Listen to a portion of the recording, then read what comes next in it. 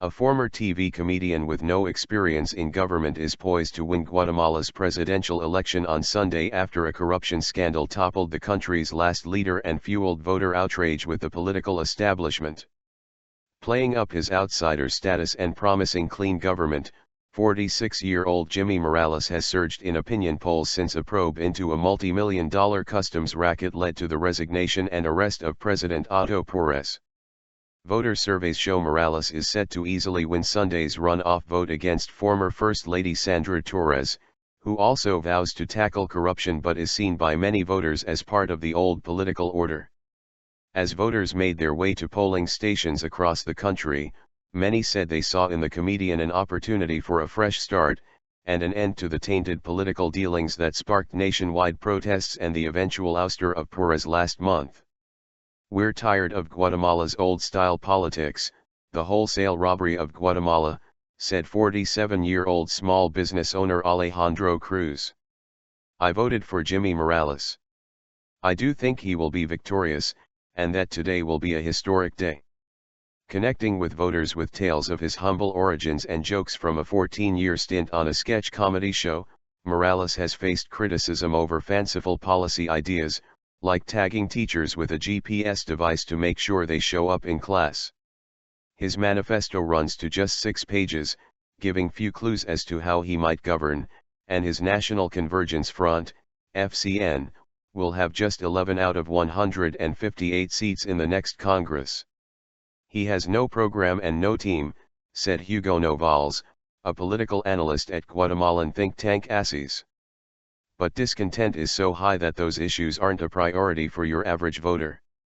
Just a few months ago, Morales was a rank outsider, but as probes by a U.N.-backed body targeting public sector corruption engulfed the government and the campaign of the election front-runner, the clean-cut comic surged into contention. One investigation found that Perez and his vice president were at the heart of the customs scam known as La Linea. After being impeached, stripped of his presidential immunity and arrested last month, Perez is now behind bars awaiting trial. Perez denies the allegations against him, but the scandal has sorely tested already shaky public trust in politicians. Morales' center-left opponent Torres, 60, has vowed to extend welfare programs that were once a hallmark of the presidency of Alvaro Colom, when she was First Lady. Critics say Torres, whose National Unity of Hope, party has traditionally fared well in poor rural areas, used her role as the head of a powerful welfare committee under Colom to make state handouts dependent on political loyalty. Morales also has his detractors. The former funny man has had to reassure voters his party is not too close to the military, which played an often brutal role in Guatemala's 1960 to 1996 civil war. Some founders of his FCN were, like Perez, members of the army, though Morales says the party's core is now civilian. After casting her vote in Guatemala City, Torres sought to tap into the discontent surrounding the country's political status quo by questioning Morales' links to the army and Perez. "The other candidate represents the past, and the old guard of suspect military men," she said.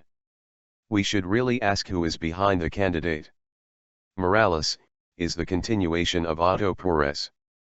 Others worry about the policy agenda of the one-time theology student, who has promised to hand out smartphones to kids and revive a territorial dispute with neighboring Belize. The comedian beat Torres in a first round of voting on September 6 in a field of 14 candidates, but fell short of the 50% of votes needed to avoid a runoff.